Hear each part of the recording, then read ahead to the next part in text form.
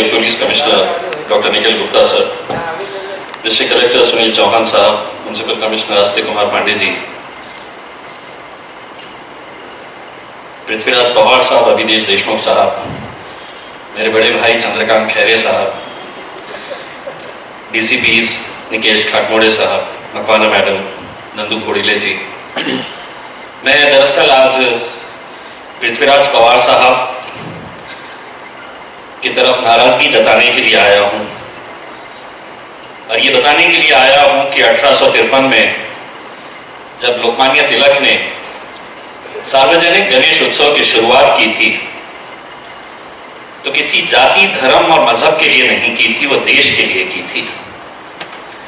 आज जब सार्वजनिक गणेश उत्सव की समिति बनाई जाती है, पिछले 7 साल से मैं ये गौर कर रहा हूं कि उसमें आजी माजी सभी लोग रहते हैं, मेरा नाम उसमें से क्यों हटाया जाता है, ये आज तक मुझे समझ में नहीं आया है। क्योंकि त्योहार जो है, मैं जितनी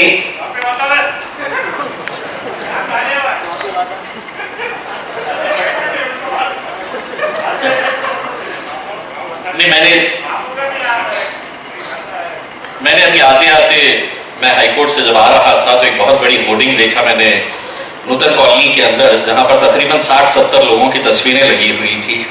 मैं उसमें अपनी तस्वीर ढूंढ रहा था। तस्वीर मायने नहीं रखती है,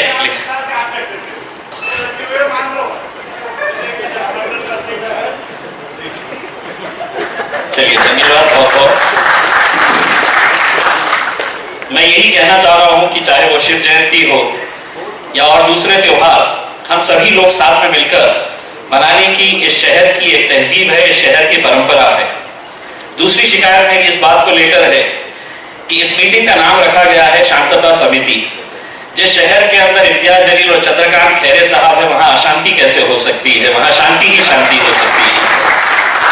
और जब हम हाथ में हाथ डालकर काम करते हैं तो आज की इस मीटिंग के अंदर हमारा मकसद सिर्फ यही होना चाहिए कि कमिश्नर साहब 2 साल के बाद हम त्योहारों की शुरुआत कर रहे हैं और ये बात सभी लोग मानेंगे कि छोटे छोटे कारोबारी लोग जो होते हैं उनका त्योहारों के ऊपर बहुत कुछ निर्भर करता है।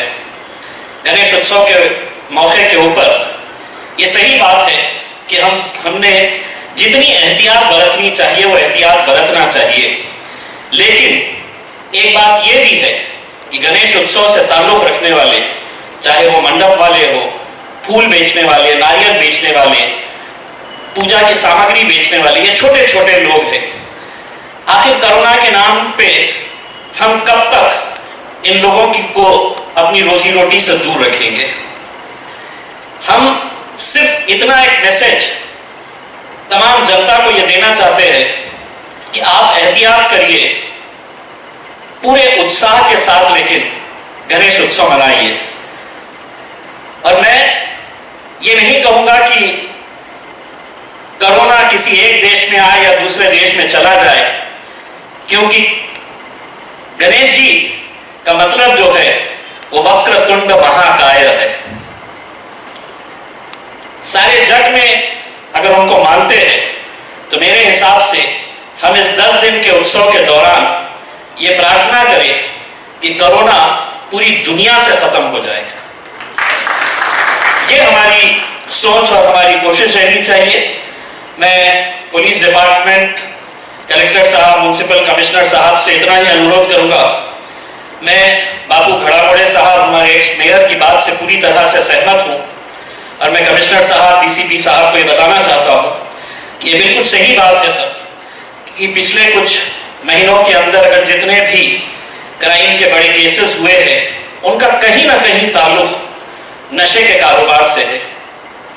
आप इस बात का अंदाजा नहीं लगा सकते हैं कि आज कितनी नौजवान पीढ़ी जो है वो इस नशे के कारोबार के अंदर, नशे की लत के अंदर पूरी तरह से दिन ब दिन खत्म होती जा रही है।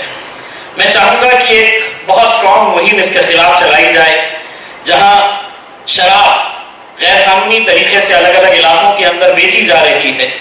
हम कमिश्नर साहब आपसे अनुरोध करना चाहेंगे कि अपने पूरे पीआईएस को इंस्ट्रक्ट करें कि इसके ताल्लुक से बहुत सख्ती से कार्रवाई करें। एक मुद्दा जो उठाया गया है उस वक्त कमिश्नर साहब नहीं थे।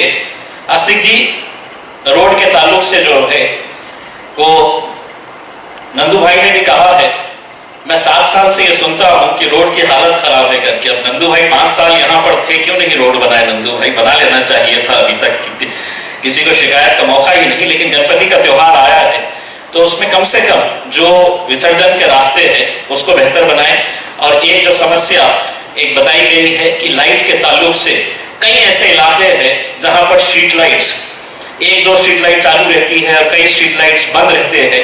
इसके ताल्लुक से भी बहुत अच्छे तरीके से सोचने की जरूरत है। मैं तमाम लोगों को गणेश जी के उत्सव की हार्दिक शुभकामनाएं देता हूं। धन्यवाद।